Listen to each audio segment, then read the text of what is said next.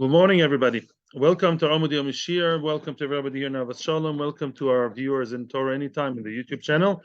We are learning the halachas of an Eved Knaini, a Canaanite slave that, according to the Torah, goes free if the master hit him and cut off one of his external limbs, as we're going to see later. Also, we say that if the Odoin made him deaf or blinded him, although the organ is actually there in place. I want to add something which I didn't say yesterday before we start. We're in Daf Chaf Daled Amud Beis. Yeah, Tonu Rabbanon here on the page, Tonu Rabbanon Ikal Einoi. So basically, Tosfos says in Bava Kama that even though the person who's deaf, nothing was cut off, right? In other words, there's no cutting. And we said already that the parameter of the kind of blemish or medical issue that the odon creates, the damage that the odon creates, has to be begolui, has to be something revealed, something that can be seen and exposed. So what does it mean? If somebody is deaf or even somebody is blind, there are people who are blind and deaf, but they can their eyes look really nice. Yeah, they have an internal problem, the retina detached. The retina is behind the eye. You can't see if the retina is detached, and they're blind, and they have very nice, good looking eyes. The pshat is, says Tosfos, mimim shebagolui means it's in an organ that's golui. Since the ears are golui and the eyes are golui, they are exposed, they are revealed, they are visible. Therefore, the mum, even if the mum is not visible, the mum is internal, but the aver is exposed. That's bad enough. I think that answers your question regarding from yesterday when I spoke about the jawbone. The jawbone that we spoke about yesterday, I think I downplayed it. The Rashi says that the jawbone we spoke about yesterday that is considered to be a mum shebegolui, that is, and I think it's a derivative of shein.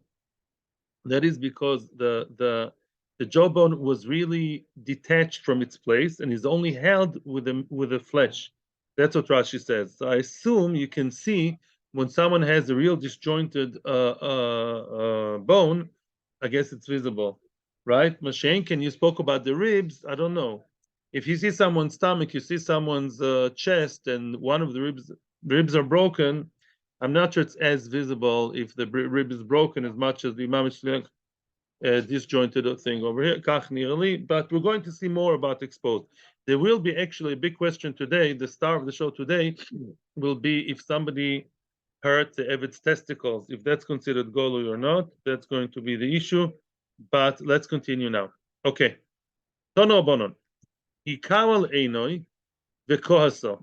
A person hit his Eved on the eye, and the eye kohaso.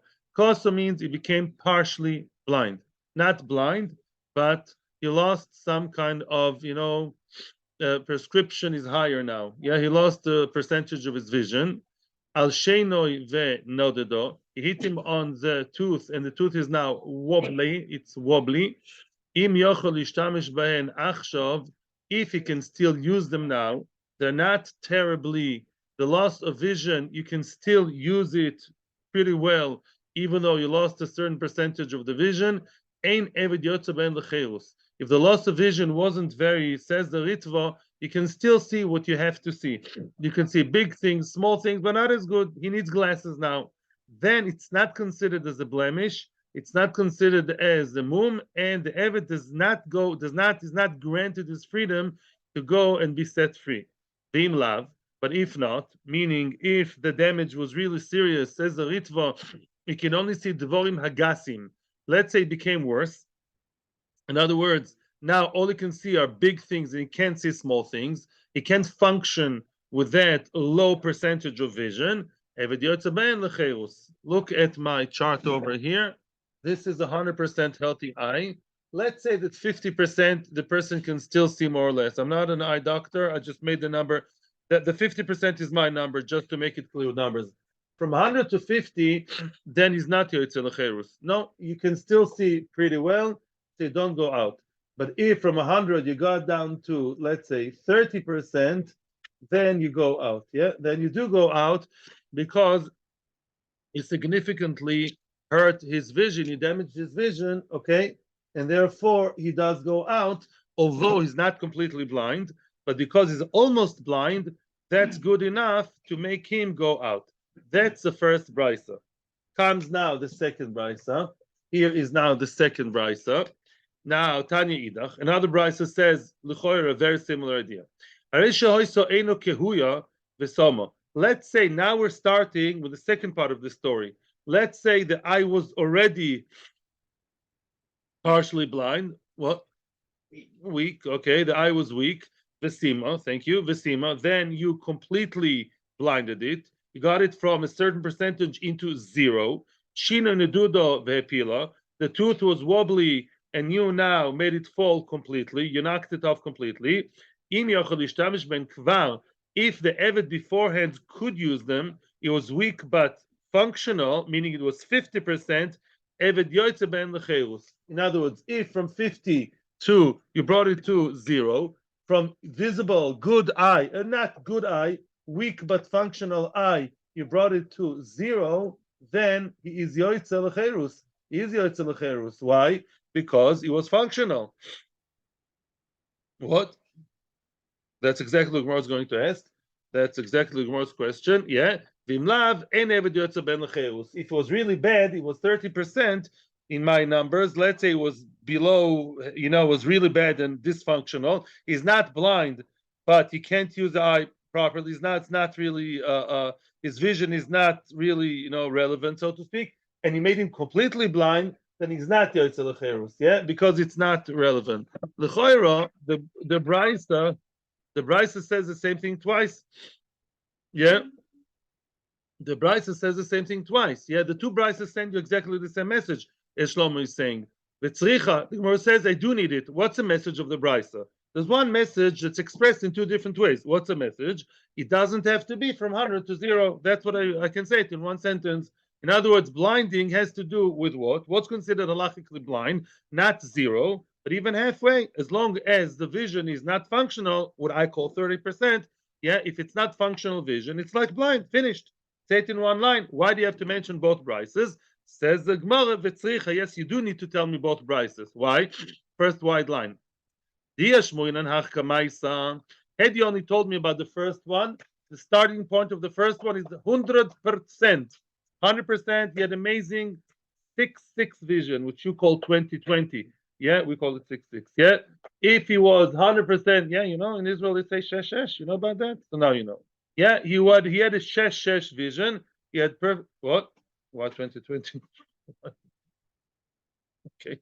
So he had 100% vision, and then what happened? There was real good vision, 100% good.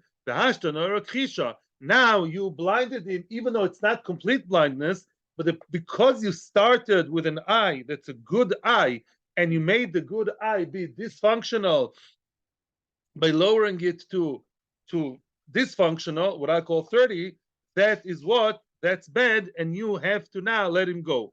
But over here in the Seifa, the mikor nami noirokhisha emaloi. If you started with 50%, although 50% in my numbers, although the eye was weak but functional, did you hear me? Weak but functional, and it's not considered blind. Maybe it's not considered blind if it started with good, and now, yeah, you made it into 50%. But if you started with this, says Rashi, maybe that's not called ayin. In other words, if the aver that I hit was not a healthy one, it's bedi'evid. It's an okay one that I can somehow use, but it's not really good. Maybe if I took that and made it into 0, maybe it's not called ayin. That's what Rashi says. That's not the perfect good eye the Torah spoke about. And maybe I won't be chayiv on that. It's a chiddush to say that from functional but weak to make it into 0. It's a chiddush. So tell me only the Seifa. Maybe tell me the Seifa, the second brisa, and I'll know the first brisa. Mishum de Samia legamre. No, the second brisa would talk about a guy who went down to 0. You made him completely blind. Oy, oy, oy, oy, oy. Then of course, even though it was somehow functional, you made him to 0. Lo, later completely blind, all black all the time. Avada, you have to let him go. Aval hosam de lo Sami legamre emaloi. Pashenkin here, I would have said went from 100 to 30, from 100 to really bad vision, but still vision. It can still see the big things. It can still see blurry, but he can somehow more or less manage a little bit. Maybe you don't have. You didn't make him blind. Maybe you don't have to let him go out, let him go. Kamash mala, lo itzricha. That's why I need both brises. So both brises are mechadish. It's telling me that either you moved him from 100% into dysfunctional. In that respect, dysfunctional is called blindness, right? And also, we tell you that if the eye was functional but weak and he made it into zero, you also chayav and you let him go. When don't you have to let him go? If, oh, in the two following cases, if you turned him from completely good, healthy eye seeing person into someone that needs a higher prescription but can manage, you can see small things and big things and he can manage, then you don't have to let him go. Or if the starting point was almost blind, was below half, was really bad, he can see but really, really bad, and then you made him blind, you don't have to let him go. These are the rules, and this is the beautiful artistic piece of art. I'm going to sell to the museum, Bezos Hashem. Weiter. Tono Bonon. The new question is, are you good? Fine. Tono Bonon. We are in the fourth wide line, the middle of the line. And the question is, how vicious does the Odoin have to be? Yeah, let's see. Tono Bonon. Let's say that the Rebbe, which is the master, is not a Rebbe, is a master, and he happens to be a doctor. He's a doctor, he can afford an Eved. The Omar Loi, now the Eved asked his master, Mr. Doctor, whatever, to treat his eye. Yeah, to put some ointment in his eye. Treat my eye. You're an eye doctor, ophthalmologist, so please deal with my eye. Vesima oi, by mistake, it was real pure, honest mistake, that the Odin was such a nice guy, the best doctor in Shari Tzedek, and he blinded by mistake his Eved's eye. Lachto Lashino. Now the other case is a dentista. He's a dentist, and he asked him to lachto to clean. He's a hygienist, yeah, to clear around his tooth and deal with his tooth. Yeah, veipila, and he knocked it by mistake. The dentist, sometimes there is, medical mistakes. We all know. And hipila, and the tooth fell unintentionally. There is no bad, no bad intention inside of the odoin. And yet the eye is blind or the shame fell. So what's the halacha? Says Tanakama, sichek ba'odoin v'yotzel. He made fun of the odoin, which means that he tricked the odoin, because maybe they ever did it on purpose, by the way. We're not sure. But in any event, the odin came with the egg on his face. The odin is now, the odin is one who lost, has to eat his head. V'yotzel. Now the Eved is free, which means although the kavana of the odin was not, there was no intentional, was unintentional. He did it by pure mistake, but you really did it. He's out. Why? We don't care about your kavana. Yeah, the Eved is out, even though it's like Dovel Shed Miskaven, Sik Reisha, he's out. That's the Nakama. Rabbi Shimon Gamliel argues, Rabbi Shimon says, no, it says in the Pasuk, Veshichaso. Veshichaso, he destroyed it. Why do you have to say that he destroyed it? Obviously, it says that he made it fall. Why do you have to talk about destruction? Tisha B'Av. Achiskaven l'shachaso. Veshichaso means that shichato, he was mashchis it, he had destruction in his mind. It makes sense, yeah? In other words, he did it in order to destroy the Eved's eye or tooth and not in order to heal it. Masha Enken, if you wanted to heal it, no, the Eved stays home. I'll take care of you and you will stay home. You'll stay my Eved. That's the machloikis. The Rabbanon, like the Gemara, the obvious question, according to Rabbanon, they don't care about kavono. Hi, v'shichaso, my avdile. What will they do with the word v'shichaso? How will they explain the word v'shichaso? Because why? Shichaso means there was something intentional. And you're saying no, that even unintentional, he lets him go. Answers the Gemara, it's coming to tell me the following brisa. Here comes another case. Let's say this guy is not a dentist, he's not an ophthalmologist, he's a gynecologist. Yeah? Now, yeah, he delivers the baby, obstetrician. Yeah, he delivers babies. The man, a doctor, and he delivers the baby. What? That helps, yeah. Now he's trying to basically deliver the baby of the shifcha, of his own shifcha. So he stuck his hand in, in her womb in order to take the baby out, like a midwife. He's a midwife. He's a male midwife, yeah. and now what's he doing is trying to get the little Eved, the unborn baby, to get him out, and so she should give birth. The Sima Uber Shebemea, not such a professional obstetrician. What happened now? The Uber in her me'ayim, in her womb, the Uber is now blind. He somehow stuck his finger in his eye of the baby, and boom, now the little Evedl is the kleine Evedl, the cutesy, the unborn one, the fetus that's about to come out, is blind. Is potu, that little Eved is not out. Yeah, potter means it's exempt, and the Eved stays my time. Why is that? Now, over there, you have to know the Rishonim say it was not trying to create a miscarriage. It's not an abortion. It's not an abortion. He's anti-abortion. Yeah, he's Jewish and Catholic. Yeah, he's against abortion. And what's the story? Now he's taking the baby out, and he has no kavanah whatsoever to touch his eye. He completely touched his eye by mistake, right? Why is he potter? That's what the Torah is coming to tell me. Let me just get it clear. According to Rabbanon, let's get things clear over here. According to Rabbanon, if your kavana was bichlal not to touch his eye, yeah, you had no idea about the eye. You're trying to deliver a baby. Where's the baby? In this dark space over there, the inside of his mother at birth. He has no idea what he's touching, what he's doing. Bichlal. Over there, he's potter. That's called so unintentional. You potter, and the kleine Eved stays. Masha'inken, if you are touching the eye absolutely on purpose, you're the top doctor in Hadassah, and you think you know exactly what you're doing, and you target the eye, you aim at the eye, and you touch the eye on purpose to touch the eye, but not in purpose to take out the eye, not the purpose to damage. That's different. Then that level of intentional, you're not potter, and the Eved does go out. Yeah, there the Eved does go out. Yeah, sichak bodon yotzel cheres. That's Tanakama.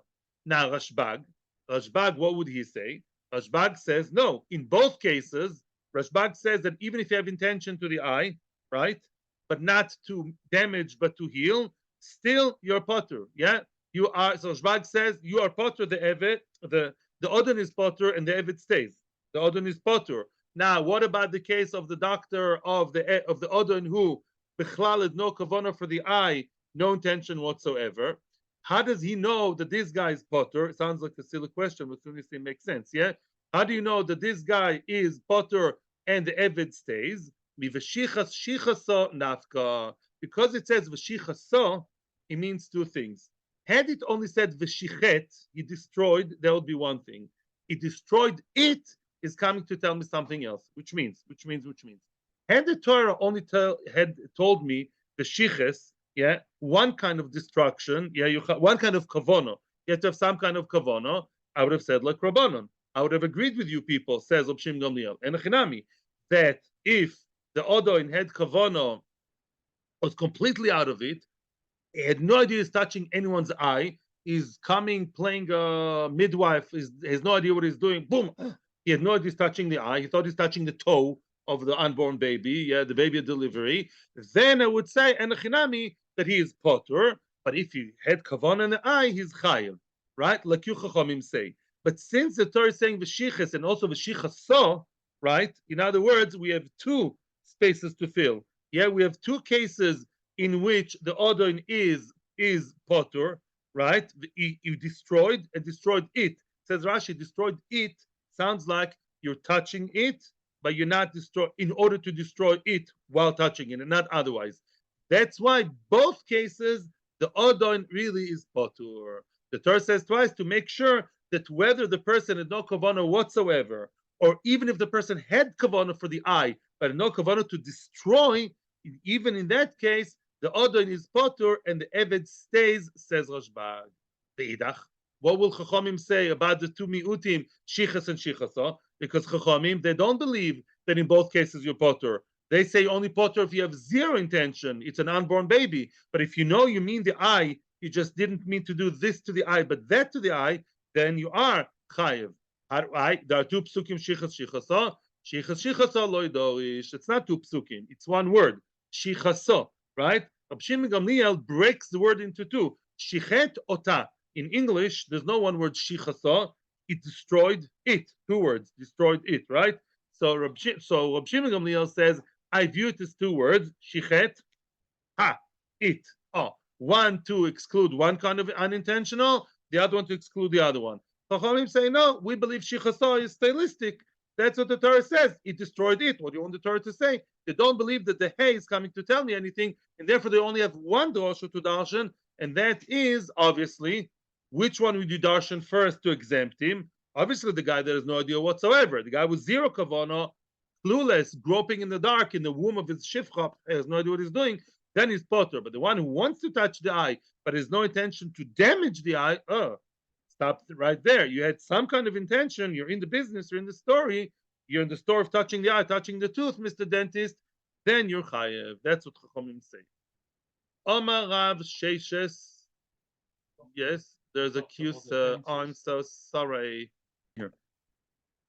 Omar Rav Sheishes. More about how visible and exposed things have to be. The first widest line, third line to the bottom from the bottom of the page. Omar Rav Sheishes. Let's say an Eved already nothing to do the Odon. His eye was blind, but he was there. As we said, his retina was detached. His eye looks nice and beautiful. However, 100% blind. The chatato, and now the Odon actually took it out. Yeah, he took it out. In other words, he doesn't like the fact he has an eye. He can't see anyways. He's blind, and the Odon took out the eye. Eved yoytze ben lecherus. Wow, the Eved does go out lecherus, although mitzad functionality it was 100% dysfunctional. It was zero vision, but the fact that the Odon takes it out is yotze lecherus. Why? L'choiro, he didn't make any difference medically speaking. My time. Why is that? Mechuser everhu. The fact that a person, the fact that we're going to compare people to animals, to korbanos. There's a concept in korbanos mechusar eva, which means sometimes even in certain animals which we don't care about the mum, we don't care about the blemish, but we still care about the fact that they miss an entire limb or an entire organ. That is of itself is halachically considered to be a chisoron, a disadvantage, something missing, as we're going to see it now. B'tanatuna, a Mishnah that supports us. It says about korbanos, you know that a korban, let's say korban oilo, every korban, I'll ask you a question. Let's say korban has some blemish. Can you bring it to the mizbeach? How do you say blemish in Hebrew? Mum, mum, mum, mum, mum. Very good. Yosef is the winner. Mum, mum. What? Mum, yeah, mum, right. Yeah. It says mum, right. Yeah, mum, a mum in the animal. Yeah, there are many types of mum, even very small ones that disqualify the korban, and also korban oilo and korban osham. They can only be brought from male, not female animals. Now, what about a bird? Yeah, there are by chatas and by oilo. Sometimes you can bring a bird. You can bring a dove or turtle dove, Torah ben yoino, and there it says tamus v'zichus v'behema. Only by animals, meaning big animals, sheep, the mammals, the sheep, the cows, there the Torah cares about the fact that it should be tam, they should be, completely nice and healthy with no blemishes, and also in certain korbanos they have to be male. We care about the gender. The ein tamus v'zichrus be'oifois. When it comes to oifois, let's say you bring your dove to Beis HaMikdash, let's say a woman after birth, and the korban oil v'yored, let's say shvua, all kinds of cases where you bring a bird to Beis HaMikdash. Do you have to check with very nervously for every little blemish? No. Ein tamus. The oif can have some blemish. All types of blemishes are okay with an oif. And also, but the oif, but the bird, but the fowl, we don't care whether it's male or female. Yeah, we don't look into that. Okay, good. Why? The Rashi explains. We learned the psukim. It says l'chol nidem tomim zocho beboko. Yeah, when it says tomim zocho, it says boko in the big animals. Okay, yochol. How far do we go with that leniency of the Torah that the bird does not have to be wholesome and intact and complete and healthy? How far do we go with allowing you to bring a bird with mumim? Yochol yov shogapa. What happens if one of its wings is completely yovish, completely dried and shriveled, completely shriveled? Nik raglo. Let's say one of the legs of the animal, of the bird, is completely cut off. It has one leg, standing on one leg, not like a stalk. It has no other option. It has only one leg. nechteto eino. Let's say the eye was poked out. Yeah, that bird you're bringing, the dove, has its eye completely out. Not, but the animals, you have to really check that the eye is very healthy, like the story of Dama Benisina. There's no white film and no this. The eye has to look like from a magazine. But the bird, you don't care so much. But let's say the eye's completely out by the bird. Is that also okay? Talmud loimer min ha'oif v'loy kol ha'oif. When it says at the beginning of Vayikra, you bring from the oif, from the birds, meaning some birds are excluded. Which birds are excluded? Who do you exclude? You exclude the bird that has mamish missing a limb. Oh, so you see that halachically, that even though that animal may have been blind, if the animal is blind, when I say animal, I say bird. I should have said bird. When the bird is blind, it has beautiful eyes, the dove, but I know that it's blind. It's my pet dove. Yeah, I bring it to a korban, and I know that the dove is blind, but it has really good-looking eyes, but blind. Can I bring it to Beis Hamikdash to a korban? Yes, for a bird. But let's say I poked out the eye with anesthetics. Okay, I poked out the eye of the bird using anesthesia. Can I bring it to Beis Hamikdash? No. Oh, why? Who cares? You see that the Torah cares about missing a limb, even if the limb is was dysfunctional to begin with. Same thing over here. Although the eye was completely dysfunctional, by Lemaisa you poked out the eye, that is considered as you doing something significant, you Mr. Master, and therefore you should pay with your pocket and let the Eved go, let my people go. Weiter. We'll see more about exposed and hidden later on. One more interesting case. That Eved had an extra finger. He had a sixth finger.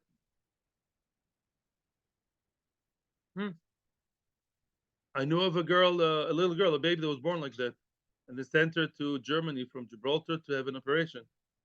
Yeah. What?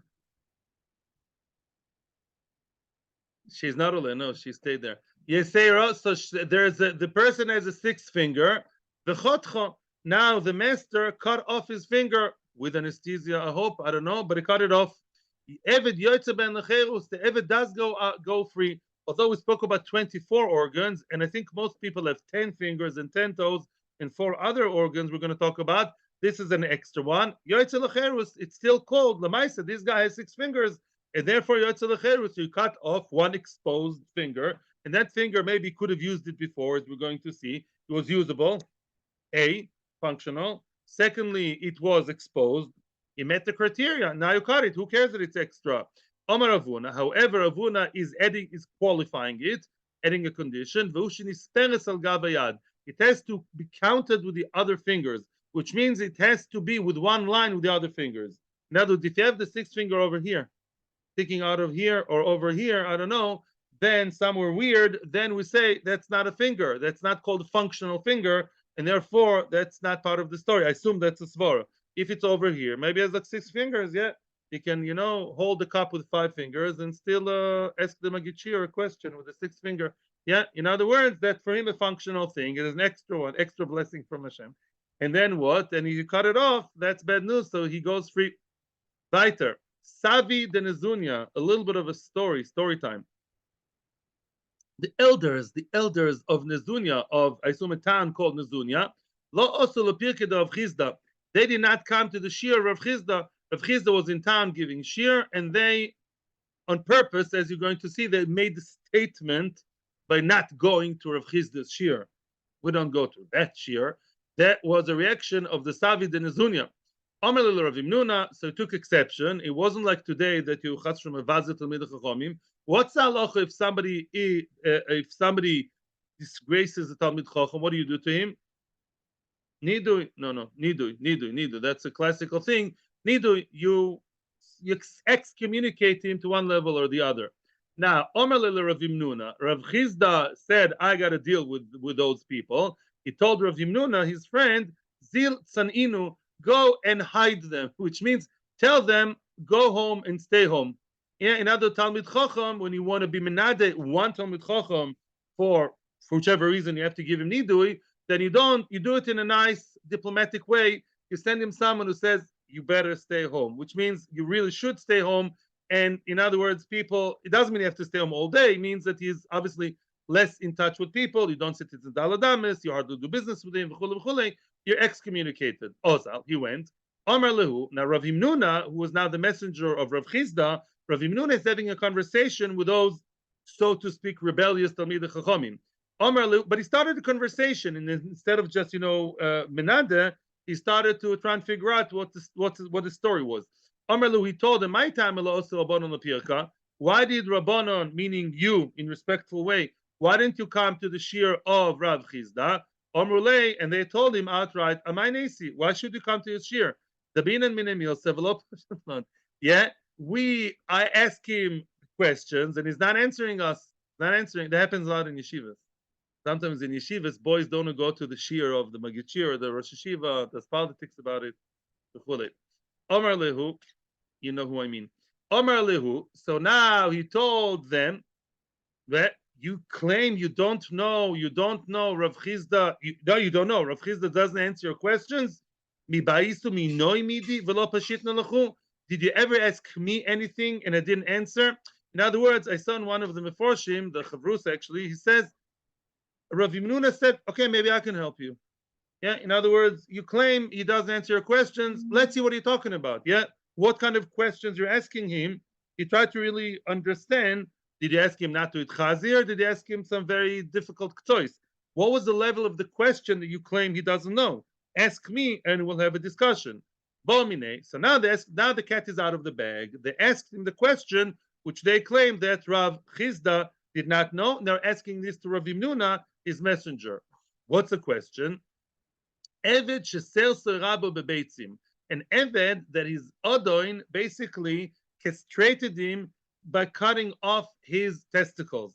Now, what's going on? If you cut the testicles completely with a sack, with a bag, of course, that's golui, that's exposed, it's functional, and it's exposed. Of course that he's chayiv and he has to let him go. But what he did was somehow he managed with a knife, and that's in the Torah it's mentioned. Yeah, he cut off the testicles, but he left them in the bag. Bag, sack, how's it called? The sack, whatever. The sack, he left them in the sack of testicles, he left them there. So there are, okay, I'm not medical here. Yeah, so the beitzim are inside the bag, but they are detached inside. You understand? They're like stam inside, detached, like stam, like marbles in a bag. Mahu, what would be the halacha here? Oh, now we have a question about golui. Do we say kimum shebagolui dami?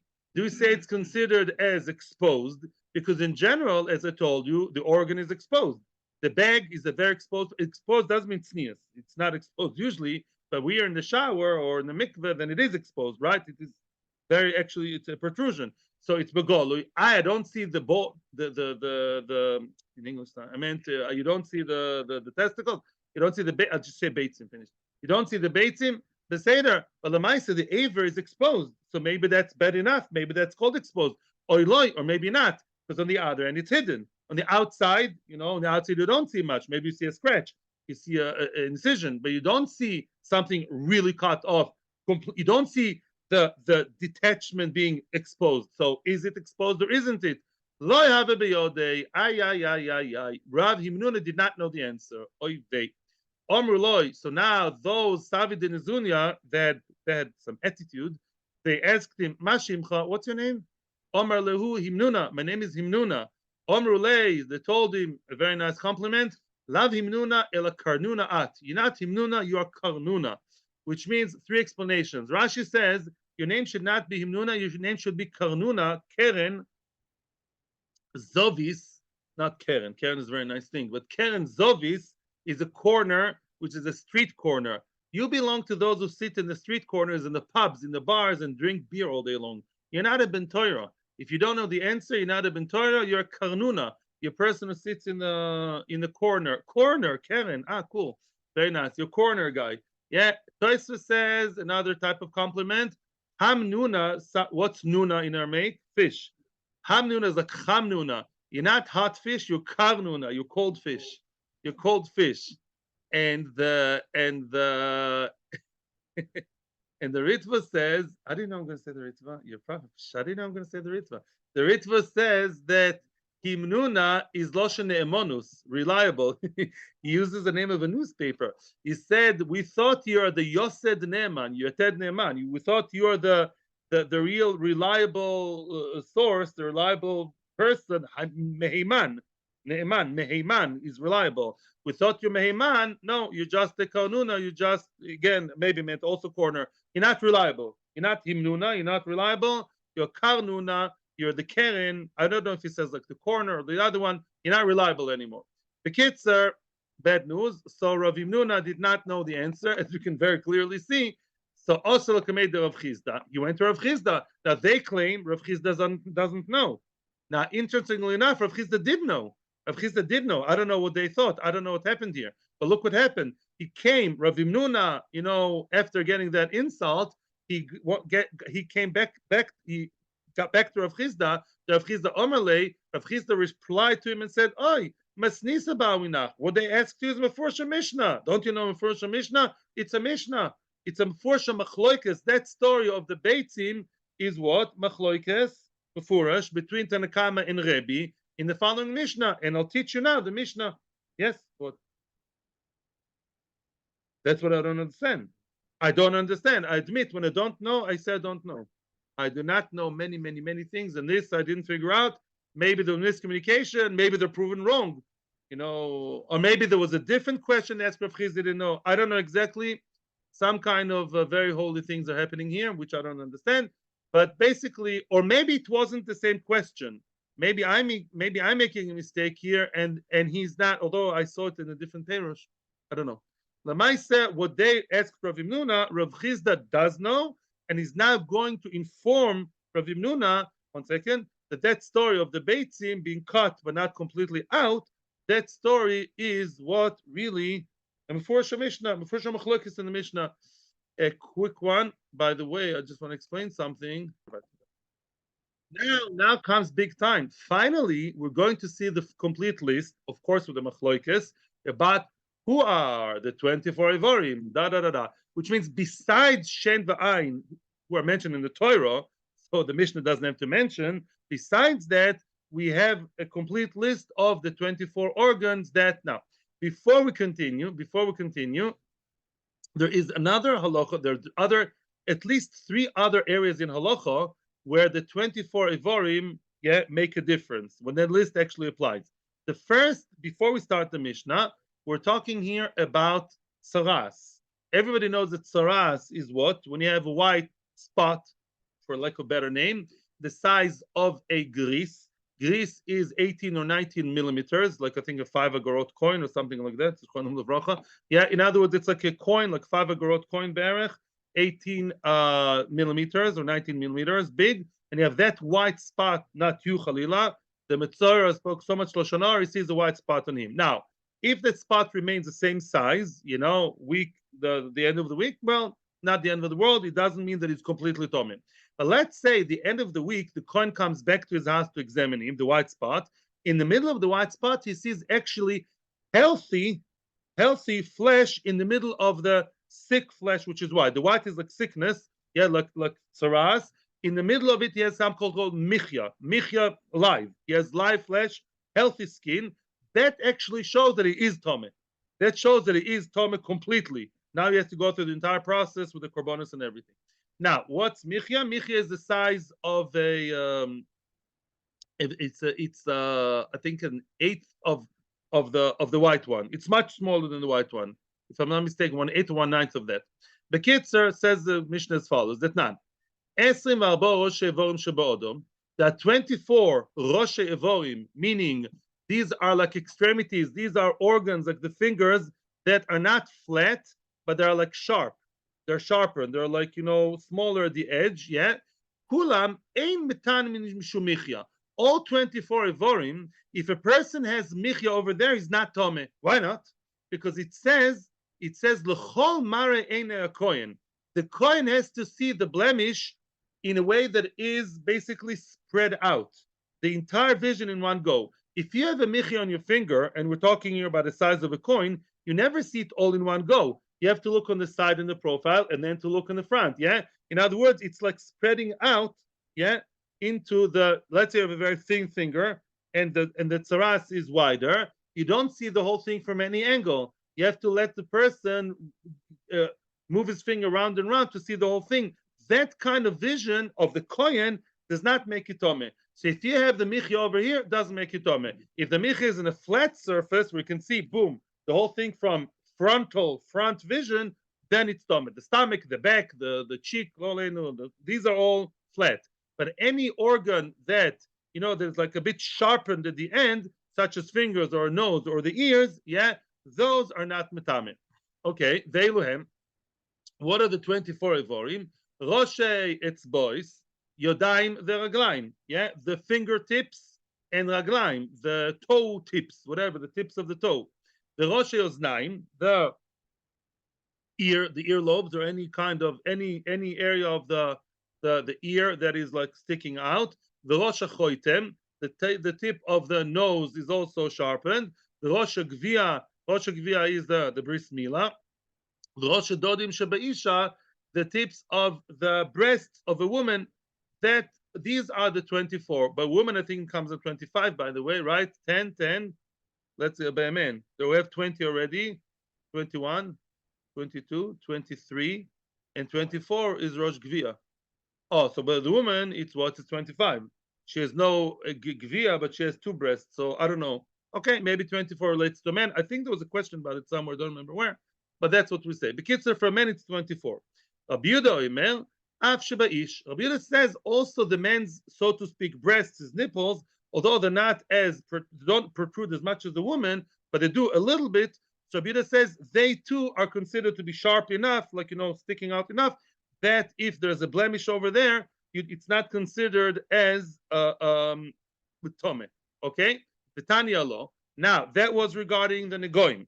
Vitania law. On top of that, we said the kulam eved yoytze behem lecherus. Oh, and we said about that all of them, all these that list of 24. By the way, besides the eye and the tooth, which don't have to be mentioned because mentioned in the Torah, so we don't have to repeat that. Yeah. Besides the tooth and the eye, those 24 also are the 24 ivorim that grant the eved his cherus if they're knocked off. That's Tanakama, very simple. Oh, here comes fun. Rebbe Oimer. Now we're not talking here about what? About the aver. We're talking here about the beitzim. Rebbe Oimer afasirus. Rebbe says sirus also. Yeah. Not only these 24, but also sirus castrating is also considered to be one of the top of 24. Ben Azai Oimer, Ben Azai says afaloshoin. Ben Azai seems to, at the beginning, we think is arguing with Rebbe, and he says, no, I'm adding a different item to the list, the tongue. The tongue is something that also the Eved goes out if you cut off his tongue. Somebody asked the question yesterday, yeah, I think it was Tzvi, about a tooth, and I'm actually a little bit confused. The Ritva says over here that the Loshoin, according to Tanakama did not count neither sirus, which we'll deal with soon, nor Loshoin. Tanakama did not say that if you cut off the Eved's tongue, the tip of his tongue, we don't say it goes free. Why? Because it's not exposed. Because the Loshoin is hidden. The Loshoin usually is hidden. You can't see my Loshoin right now. You don't see my tongue. Right? You don't see my tongue. Right? That says Tanakama. Ben Azai says no, because the tongue is sometimes exposed. I'm not going to stick out my tongue again. No. But because when a person talks or eats in an uncouth way, you see the person's tongue. Yeah. So then what? Then it's considered as exposed enough. Correct? The Ritva doesn't even ask the question, but I had the question. What about the tooth? The tooth seems to be as exposed. The tooth is the one of the two organs that we learned the whole list from. They are the top of the list. They are the leaders of the list. Chen v'ayin. So the Ritva says one line. The Ritva says we must say that the lotion is less exposed in the teeth. Many times you see people's teeth and you don't see their tongue. I guess that's why people smile. You see the teeth, you don't see the tongue. The tongue is just one level less of exposure. So he was asking about the back tooth. That's a good question because the back teeth you never see. But maybe all teeth have the same halacha already. Maybe that's why. I don't know. Good question. Anyway, the tongue is a machloikis. Omar Mar. Let's now, first wide line, let's break down the Brisa and try to understand what the Brisa says. Rebbe Omer Afa Sirus. Rebbe says Sirus is also a serious reason to get the Eved out of the domain of the Odon. Sirus Demai, how exactly did he castrate him? What did he do? Ile Mesirus the Gid. If you want to say it was Mesaz by cutting off his Gid, the actual organ itself, the male organ, Hainu Gvia. So that is the same Gvia, Rosh Gvia and Gid is the same Lashon, is the same, all synonyms for the P word, yeah? In other words, what? It's all the same. So Gvia, so Rebbe's not arguing. Tanakama also said that the male organ cut off, the Eved goes free. So why is Rebbe arguing? No argument. Everyone loves each other. Ela love must be by default, must be what did Rebbe talk about? Sirus the Beitzim. Ah, yeah, yeah, yeah, yeah, yeah, yeah, yeah, yeah, yeah, yeah. That's what Rav Amnuna is. In other words, must be by default. What did Rebbe mention that Chachamim do not mention? What did Rebbe hold of that Chachamim argue with? The Beitzim. The Beitzim, Rebbe believes that Sirus of Beitzim, although the Beitzim sac remained intact, but somehow maybe made a small incision, but they're inside, they're cut, but they're somehow they remained inside. Rebbe says that is called Sirus, and Tanakama said it's not Sirus. It's the question, is that exposed enough? So you see that the question that those Savid and Nizunya, the question that they ask really is a Mishnah. I just want to say something that I don't think it's a Meforsha Mishnah, like I said before. The Meforsha Mishnah is about what? The Negoim. The Mishnah that counts those 24 Ivorim, that Mishnah talks about Negoim, about the white and inside the Michya.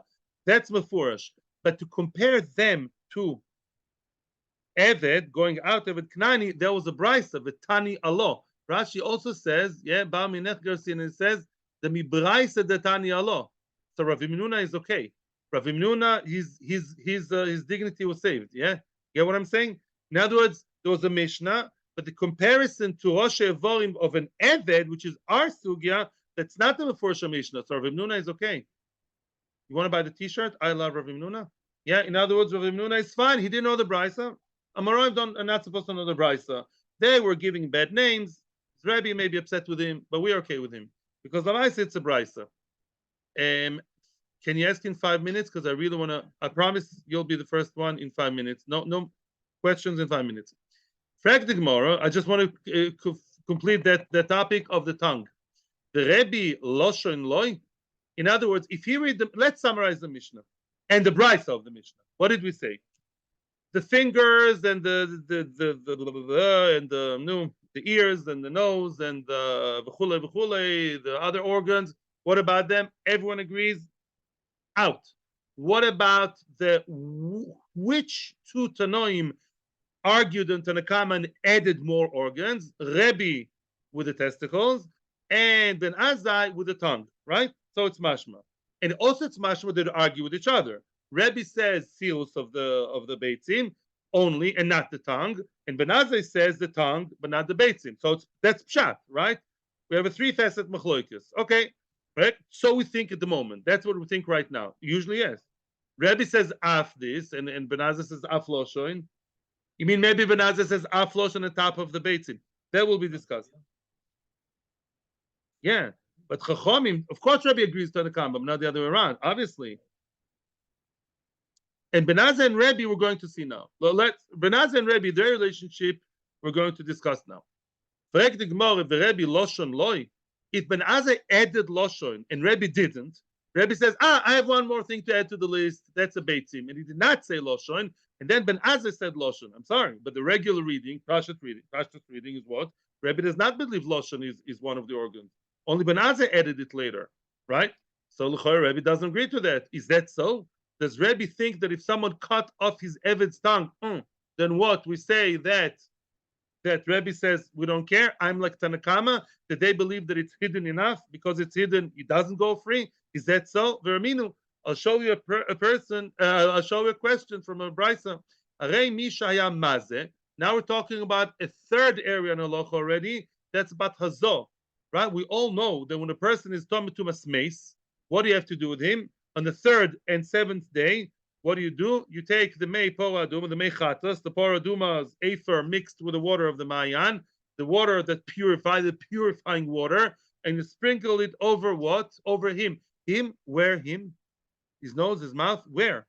Where in his body do you do the Hazo? Yeah?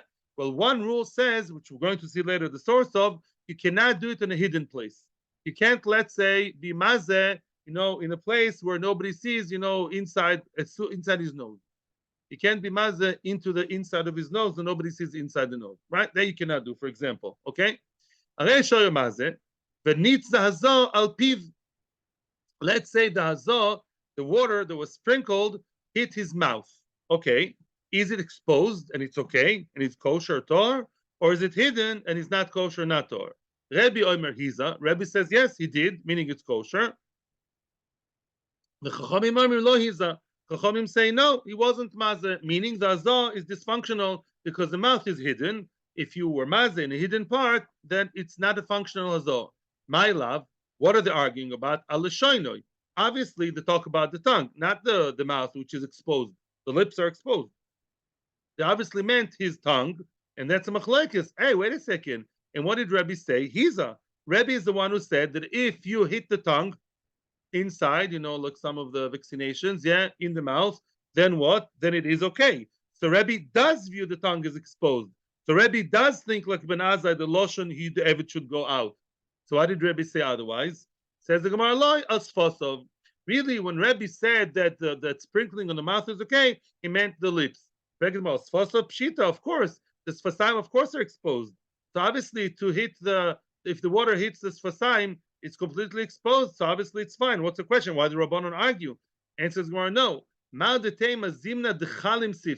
Sometimes a person can hide his lips. Look,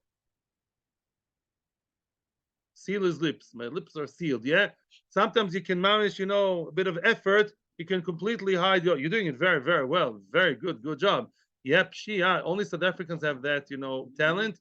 So, Kamash Malan, we say, so that's Machlekes, Rabbi and Rabbanon, the lips that can sometimes be completely hidden. I can't hide my cheeks, unless I cover them, but the mouth I can hide. So that's why it's a issue Machlekes, but maybe the tongue, maybe the tongue is still considered, according to Rabbi, as hidden, and that's why it does not go out. The Evet does not go out if his tongue was cut off, and he's arguing on Ben Azai, who said the tongue is a reason to go out. The Gemara is going to reject this very quickly. Thank you for your patience. I appreciate it. Before Shabraisa says that Rebbe believes that even if the meichatas hit the tongue inside, it's considered as exposed. Bad news. The Oid Tanya, and another Brisa says, V'shenital rov haloshoin, Rebbe oimer rova medaber shebil shoino, which means that's another one, a blemish.